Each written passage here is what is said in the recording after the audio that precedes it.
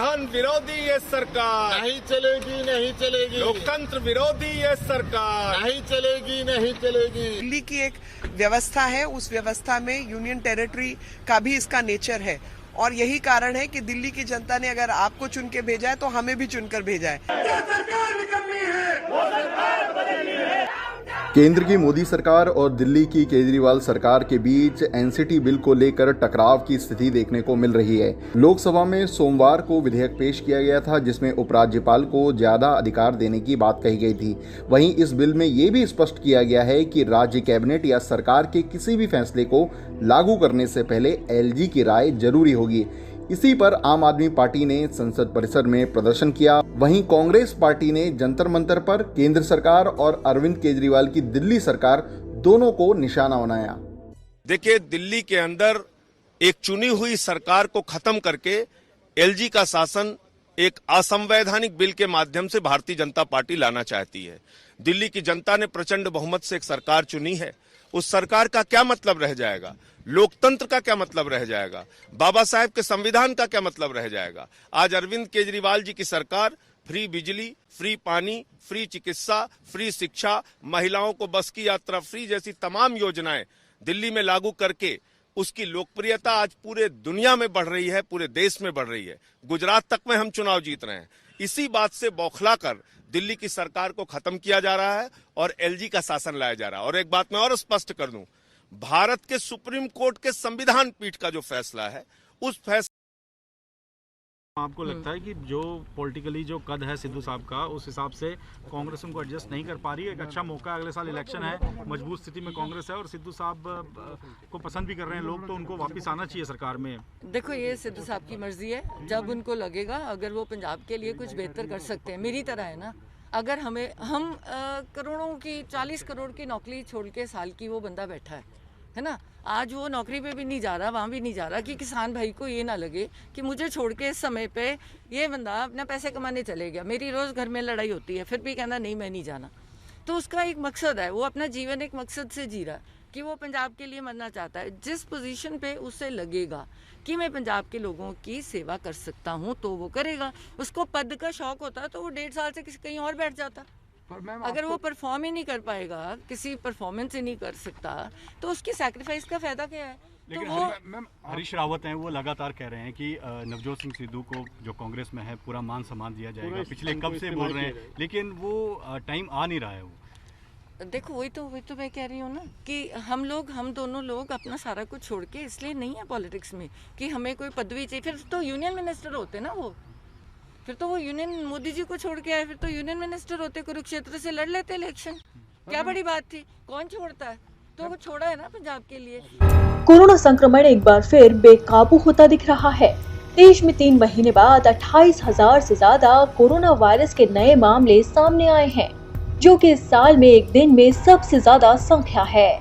स्वास्थ्य मंत्रालय की ताज़ा रिपोर्ट के अनुसार पिछले 24 घंटे में 28,903 नए केस सामने आए हैं। इस दौरान 188 मरीजों ने अपना दम तोड़ दिया। हालांकि 17,741 लोग कोरोना वायरस को मात देकर ठीक हो गए। इससे पहले 12 दिसंबर 2020 को 30,254 कोरोना वायरस के मामले सामने आए थे। वहीं देश में कुल आंकड़ों की बात करें तो स्वास्थ्य मंत्रालय के मुताबिक देश में कुल संक्रमितों की संख्या 1,14,38,734 हो गई है। वहीं स्वस्थ होने वाले मरीजों की कुल संख्या 1,10,45,284 है, जबकि इस महामारी की वजह से अब तक 1,59,044 लोग अपना दम तोड़ चुके हैं। तो वहीं देश में 2,34,406 सक्रिय मामले हैं, यानी कि इतने लोग अभी तक अपना इलाज करवा रहे हैं। कोरोना वायरस के मामले लगातार चिंता को बढ़ा रहे हैं। वहीं सबसे ज्यादा टेंशन महाराष्ट्र में है। यहाँ रफ्तार थमने का नाम ही नहीं ले रही है। अकेले महाराष्ट्र में देश के करीब 62% मरीज हैं। मोदी सरकार की लचर नीतियों ने देश की क्या हालत कर दी है, यह किसी से छुपा नहीं है। देश की अर्थव्यवस्था की हालत बद से बदतर होती जा रही है। जीडीपी की दर नीचे तो महंगाई, बेरोजगारी तीव्र गति से बढ़ रही है। सरकार की लचर नीतियों की मार आम जनता पर भी पड़ी है। लोगों के पास पैसा नहीं होगा तो बचत कैसे करेंगे? EPFO यानी एम्प्लॉय प्रोविडेंट फंड ऑर्गेनाइजेशन के मुताबिक अप्रैल से दिसंबर 2020 के बीच 71 लाख से ज्यादा पीएफ खाते बंद हो गए हैं। इस दौरान पीएफ फंड से निकासी का आंकड़ा भी बढ़ा है। अप्रैल से दिसंबर के दौरान पीएफ खातों से 73,000 करोड़ से ज्यादा निकाले गए हैं। जब लोगों के पास पैसा ही नहीं होगा तो लोग बचत कैसे करेंगे? वेतन भोगी वर्ग भी पैसे की निकासी कर रहा है। संकट के इस काल में लोगों को राहत देना तो दूर, मोदी सरकार लगातार लोगों पर टैक्स का भार बढ़ा रही है। लोन मोरेटोरियम के नाम पर जो खेल खेला गया वह सबके सामने है। इस बजट में भी सामान्य लोगों को आयकर में कोई छूट नहीं मिली है। छूट तो दूर की बात, सरकार ने जनता पर कर का भार बढ़ा दिया है। पेट्रोल डीजल गैस के दाम आसमान छू रहे हैं। थोक महंगाई दर पिछले 27 महीनों में सबसे उच्चतम स्तर पर पहुंचकर 4.17% हो गई। मोदी सरकार की लचर नीतियों से आज वेतन भोगी वर्ग की कमर टूट चुकी है।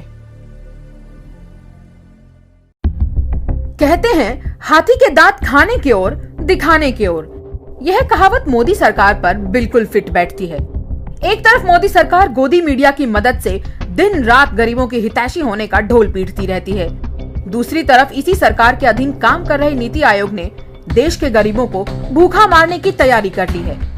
मार्च का मध्य चल रहा है और लॉकडाउन खुले हुए लगभग 6 महीने होने को आए हैं, लेकिन देश की अर्थव्यवस्था अभी भी चरमराई हुई है। कल्पना कीजिए, ऐसे माहौल में मोदी सरकार का नीति आयोग कांग्रेस की यूपीए सरकार द्वारा लागू किए गए खाद्य सुरक्षा कानून को तहस नहस करने की सिफारिश कर रहा है। नीति आयोग ने मोदी सरकार को कहा है कि वो खाद्य सुरक्षा कानून के अंतर्गत लाभ लेने वाले गरीबों की संख्या को कम करे। इसका सीधा अर्थ होगा पहले से गरीब, वंचित, बेसहारा और सरकारी राशन की दुकानों से मुफ्त या सस्ता अनाज ले रहे लोगों के मुंह से निवाला छीनना। और यह जन विरोधी कदम तब उठाया जा रहा है जबकि अप्रैल 2020 में ही 4 घंटे के नोटिस पर लागू किए गए लॉकडाउन की वजह से लगभग 12 करोड़ लोग बेरोजगार हो गए थे। देश के 75% छोटे व्यापारी और मजदूरों को जबरदस्त आर्थिक और मानसिक नुकसान हुआ था।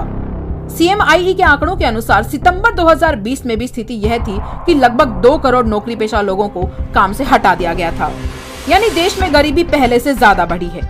फिर भी यह असंवेदनशील सरकार खाद्य सब्सिडी बचाने की साजिश रच रही है। यहाँ यह बताना जरूरी है कि मोदी सरकार प्रधानमंत्री गरीब कल्याण योजना के तहत मुफ्त अनाज देने की योजना को तो नवंबर 2020 में ही बंद कर चुकी है।